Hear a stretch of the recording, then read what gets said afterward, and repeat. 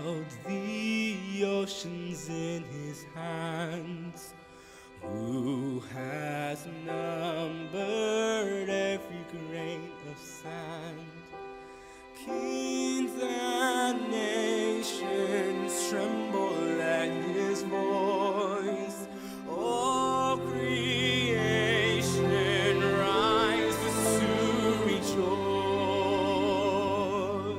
Behold our God, seated on his throne. Come, let us adore him. Behold our King, nothing can compare. Come, let us adore him.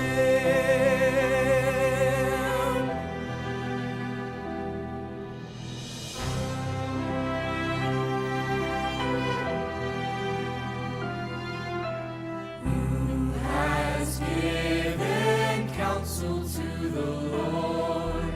Who can question any of his words? Who can teach the one who knows all things? Who can fathom all his wondrous deeds? Behold our God, seated on his throne. Come, let us adore him. Behold our King, nothing can compare. Come, let us adore him.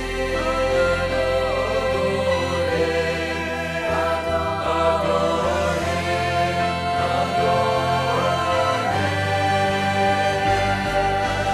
who has felt the nails upon his hands, bearing all the guilt of sinful man. God eternal, humble to the grave. Jesus, Savior, risen now to reign. Behold our God, seated on his throne. Oh, come, let us adore him. Behold our King, nothing can compare. Come, let us adore him. Behold our God, seated on his throne. Come, let us adore him. Behold our King, nothing can compare. Come, let us adore him. Good evening, everyone. Welcome to our Wednesday online prayer meeting. It's been 1 week since we got together here to listen to God's Word, to intercede for one another, and to have virtual fellowship. And I know that the last few days, the Lord has been so good to you. God has been generous. God has been protective. God has been a father to many of us. Damo lang kita sang, I'm sure damo kita sa mga storya no, nga we can testify to one another just how good, how powerful, how beautiful, how caring God is. And this time, it's been 7 days since we got together sa ating prayer meeting, and right now we do that once more, knowing ari naman kita. We are in fellowship with one another, but we are also experiencing the presence and the love and the care of the Father sa aton nga kabuhi, and we are so grateful for that. Let's bow down our heads as we begin this time together. Father, thank you so much because of your goodness, Lord God, because of your power, Father God, and your love for all of us. Lord, we are recipients of the many blessings that you continue to pour out in our lives, Father God. Daily, Lord, we get to experience your faithfulness, Lord. Daily, Father God, every day of our lives, we get to experience the outpouring of your love. And we are grateful for that, Father. We continue, Lord God, to look up to you for strength and for your inspiration and for your power, Father God, knowing that without you, our lives will mean nothing, Lord, and whatever we do, Lord God, means nothing. And we cannot do anything, Father God, of significance and value, Father God, without you. Apart from you, Lord God, we cannot do anything. And with this recognition, Lord God, we humble ourselves to you, and we come to you, Father God, even as you ask, as we look at your word, Father. Speak to us, broaden our perspectives, allow us, Father God, to see with spiritual eyes the things that you want us to see, Father. We ask you, Lord God, to enlighten us in Jesus' name. Amen. We are meant to serve. This is one of the ways that the Lord, this is one of the purposes God has for us. We are created to serve. We are made for this. And we are beginning to discover that the reason why, one of the reasons why God has welcomed us into His family and His kingdom is for us to help others, to serve God, but also to help others. This is our primary, this is one of our important goals in our lives, to be of service. Even Jesus Christ declares, "For even I did not come to be served, but to serve others, and to give my life as a ransom for many." Jesus Christ came here to serve others. He gave His life. I think that summarizes our involvement as well in serving. That summarizes our Christian life. Unless we learn how to serve others, unless we learn how to give our lives away, we will never be like Jesus Christ. And our goal is to continue to grow in our Christ-likeness. And an important primary ingredient, component to that is continuing to live a life of service. There are a lot of reasons, and I'm going to name them, some of them, not all of them. This is not going to be an exhaustive list of reasons, but for some, I think this will be sufficient for us. First, let's learn that we are created for service, diba? This is the purpose. Ephesians chapter 2 verse 10. For we are God's workmanship, created, create in Jesus Christ to do good works. We have been created to do good works. There is a reason to do good works, which is, of course, good works can be translated as ministry or acts of service that God has prepared for us to do.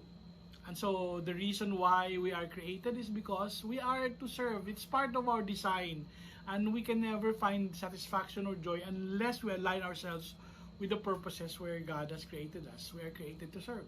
That's a component of our design. Second, we are saved to serve. The reason why we have experienced salvation and we have been invited to be part of the kingdom of God is so that we can serve, we can contribute, we can make our contribution. 2 Timothy chapter 1 verse 9. 2 Timothy chapter 1 verse 9. It is God who saved us and chose us for His holy work. Ginpili kita sang Ginoo, ginsalbar kita sang Ginoo para buhaton nato ng iyang buluhaton for His holy work. What is holy work? The Bible word for that is ministry. So holy work equals ministry. Another word for that is service.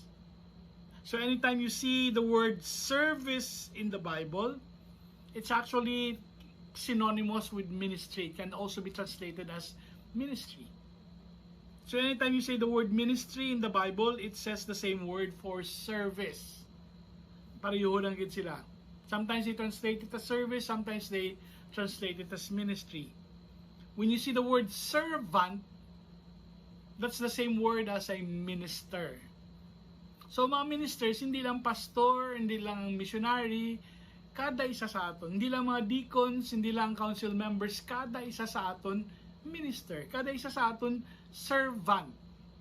Di ba? Hindi pwedeng iban lang ang tao, pinasahit lang ang mga tao. Kada isa sa aton, servant. This is how the Word of God describes us. So when you see the word servant, it's the same word for minister. When you see the word minister, this is the same word for servant. The two are identical. The Bible says you were saved to serve. God did not just put you here on this earth to take up space, to sit around and to watch TV and to just relax. Sa una simbahan may tawag ang pastor namon sila 3Ps, 4Ps, 3Ps. Pungko, pamati, pauli. Amo na nang iba nga Kristohano, no? But there's more to Christian life than just pungko, pamati, kag pauli. There's more, and truly the Word of God tells us we are meant to serve. We are saved to serve, right? The moment we become Christians, the moment we become Christian, wala man taging kuha dahil sa Ginoo kag papuli sa langit, right? There's a reason why we are here. Right? Why we don't instantly go to heaven? Why did God leave you here on earth at this moment that you became a Christian? We're going there to heaven eventually, but we have to understand that we are here for a reason. Ngaari pa kita diri sa kalibutan. Right? We are here to serve. God has called us out of darkness into His marvelous light, to proclaim the praises of Him, to declare His praises through ministry. So all of us, hindi lang si Pastor Bong, hindi lang mga council members, hindi lang, ang iban yung mga tao pabayira sila lang, hindi. Kada isa sa aton. And this is why we are saved. We are saved for a reason, and that reason is ministry. It's important for us. If you want to grow in your spiritual life, then make ministry a component of your daily endeavor. Serving others, serving God, and if you can volunteer and help out sa simbahan, o kanami lang yun, no? What can you do sa church? Approach us and we will be very happy to tell you some of the things that we can do as a body of Christ. We are meant to serve. We are meant to serve each other. And the reason why we are saved, to become like Christ, and a component of Christ-likeness is of course service. So we have been called to serve. So there you go. That's an important reason why we serve. Let's pray. Father, thank you that you have called us to service. It is part of who we are. You have designed us this way, Father God. But not only that, our spiritual life, Lord God, will never be complete. Our maturity in Christ will never reach a certain level unless, Father God, we devote ourselves and give of ourselves and help and serve others and serve you. Lord, thank you for calling us to salvation. But calling us to salvation also, Father God, means that there is an obligation for us to serve. Lord, help us to get up and feel the burden, Father God, and be part of what you're doing in our church, in our community, wherever we are, Father God, because this is your design for us. Lord, we gladly join you where you are working, and we will serve you in the power of your Spirit, in Jesus' name. Amen. And amen. Salamat, Gid, sa pag-meditate nato, no, sa nga kita mag-serve. This time, one of the ways we can serve one another, of course, is to intercede for one another, to pray for one another. So I'd like to invite you to please join us as we lift up our concerns, ang ato niya mga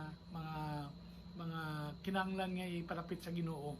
Maybe some of you are suffering ill health, or maybe you're going through some emotional problem or some financial difficulties. Ang invitation sa aton sa Ginoo, cast all your cares upon Him, for He cares for you. Ihatag sa Ginoo ang tanang aton nga bugaton. This is our invitation. And so let's go to Him in prayer. kung may ara ka mga prayer request, let us know. I-message us, comment below sa aton niya kukuan, or let us know, text us or call us or bisita ka sa aton sa office. So we'll gladly be praying for you. So join us sa aton niya prayer time at this time.